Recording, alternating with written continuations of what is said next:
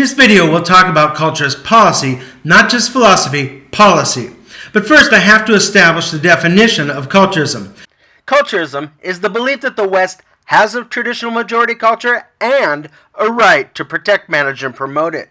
This is in opposition to multiculturalism, globalism that say we don't have a traditional majority culture and we don't actually have a right to protect it. We're all global now. But to actually enact culturist policy, I have to establish our right to have it. If you look at China, they have culturist policy. They know they have a traditional majority culture. They protect and promote it with culturist laws. Saudi Arabia, same thing. Mexico, same thing. There is no international legal norm that prevents us from also having culturist policy. To have culturist policy, we've got to replace the idea of human rights with the idea of Western culturist rights. Why? Because they actually are Western rights, right? Cultural diversity is real internationally. If we fall, if the West falls, who is going to protect so-called human rights? China? No. Their values are in conflict with rights generally. They won't protect them. They're culturists. They protect their culture.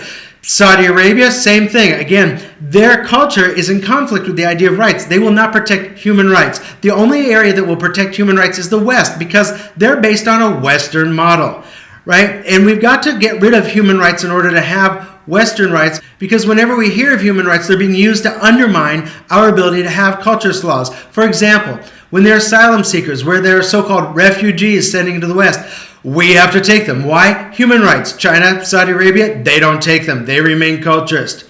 Right? When Saudi Arabia wants to build mosques all across the West, and again, we have a culture.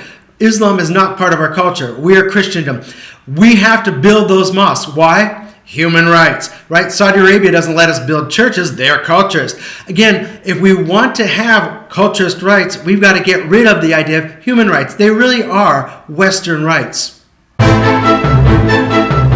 Now, all culturists want to protect the West, but there are disagreements about how to best do this.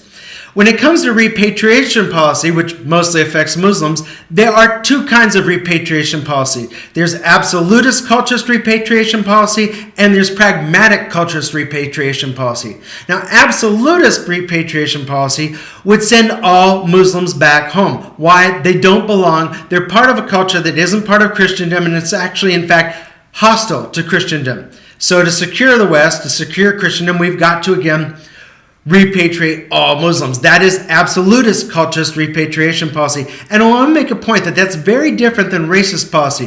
Racist policy would send all non-whites back, right? This would mean Hindus go back. This would mean that Chinese go back. In America, blacks who are part of America, again, this doesn't really work. But again, a focused culturist repatriation policy, an absolute one, that's a possibility. Another one is the pragmatic culturist repatriation policy.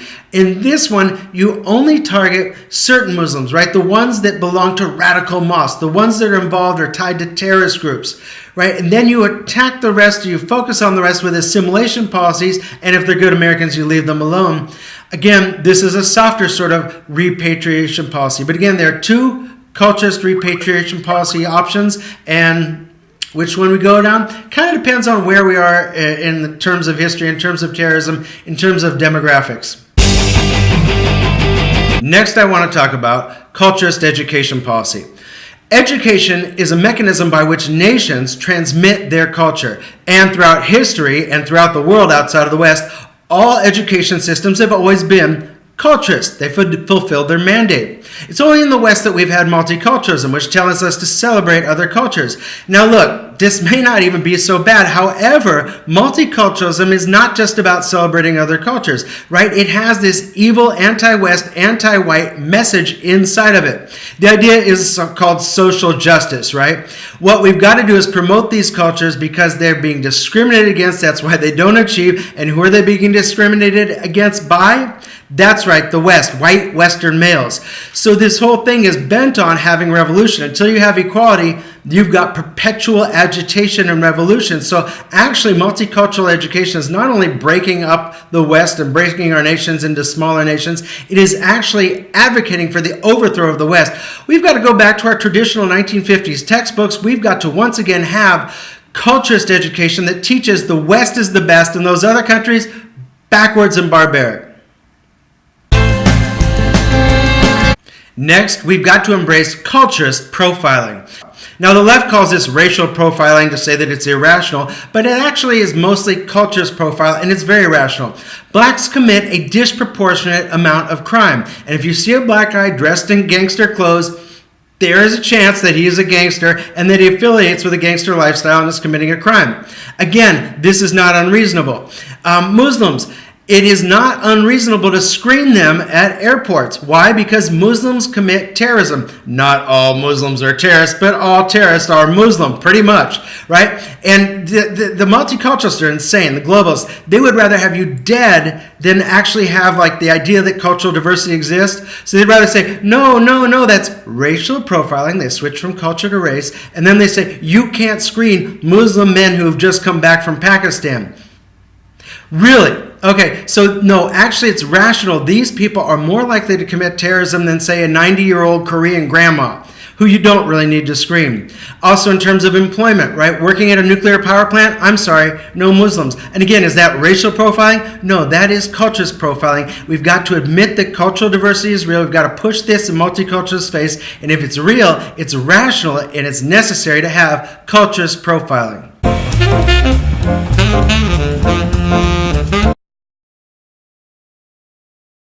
Next, we've got to talk about immigrant assimilation policies. There are many. First of all, we've got to end dual citizenship. We've got to also end remittances, people sending money back to their home country. This is designed to force people to make a choice. Are you with us or are you with them? Voting can only happen in English. If you don't understand English, then you can't understand our politicians. And if the politicians are forced to speak in another language, then they're going to speak two-facedly, and we've got a divided nation. If you love America, you will learn English. English is our language. We have also got to start taking our naturalization ceremonies seriously. If you say that you're only going to be loyal to this nation and we find out that you're not, that should be grounds for perjury charges and deportation. Again, we want to make sure that people are loyal to the West if they're going to live in the West. Now, I want to talk about culturist moral guidance policy. Look, recently we've come up with this idea that all laws must be culturally neutral, right? They can't pay any attention to the existence of Western civilization, and they have to be morally blind. This is not our tradition. We traditionally have had culturist laws. We also had a tradition, of course, of individual rights. But too often these individual rights are used to protect antisocial behaviors, right? Our individual rights have always been counteracted by culturist rights. For example, in war, you can be drafted. You can't say, my individual right is to not fight this war. No, we also have culturist rights that affect individual rights. So in terms of morals, let's look at welfare, right? If you're a woman that has lots of babies with lots of different men and no means of supporting them, I'm sorry, you don't have a right to welfare. Right? We have a right, a culturist right, to guide our population's values, and the family is very important. It's where values happen. So we have a right to say, no, sorry, you are not part of what used to be called the deserving poor. What about polygamy? Well, in some cases, it might work for individuals. So you'd say, I have an individual right to polygamy. Well, again, you have to generalize this across the whole culture to see if it works. From a cultural perspective, it's a disaster. What if a pimp decides to marry his whores? You've got a problem. What if a Muslim decides to marry his many wives and then demands welfare? Again, you've got a problem. We have a culture, and Islam and also polygamy are not part of it. We've got to protect our culture. Then look at the sensitive situation of gay rights, right? People say, individually, I have a right to be married. Well, this actually, again, has culturist implications, culture-wide implications. In Britain, the number of youths who say that they identify as gay or bisexual is skyrocketing. And when your culture becomes more and more gay and bisexual, it undermines the family. And the family, again, is the bedrock of values, right? If you have a family, you have a self-sustaining unit that doesn't need the government. It's the bedrock of Republican values. Again, you've got to have a man in the house, because if you don't have a man in the house, antisocial behavior happens, right? You have social problems. So again, we've got a right to protect the family, and whenever we say, well, you've got an individual right to gay marriage an individual right, we've got to look at the culturist implications. Now, gay people should not be against this because the West is the only place that protects gay people. China, not so welcoming. Saudi Arabia throws them off of roofs. So if you want to protect your rights as a gay person, you've got to understand that we've got to protect the solvency, we've got to protect the health, we've got to protect the morals of Western civilization. And that means acknowledging that we have Western role models, that we actually have Western history. So again, we've got to get rid of this new bureaucratic idea that we have no culture, that we have no morals and laws, and we've got to again start to have culturist laws. Lastly, I want to talk about culturist foreign policy. Culturist foreign policy is largely isolationist, based on the idea that international diversity is real. Right. When we go over to the Middle East and we try to turn Muslim countries into progressive democracies with women's rights and equality for all and gay rights, we are assuming that they have just the same culture as everybody. We've got this idea of humanism and human rights.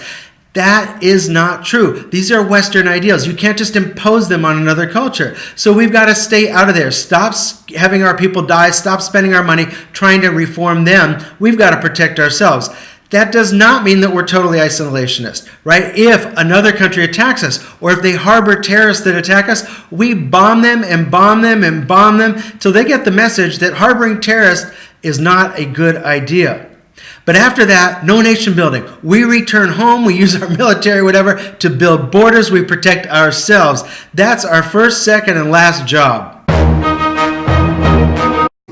Now, how can you help? You can help by spreading the words culturist and culturism. These got to go through social media, get to pundits. Eventually, they will make their way up to politicians.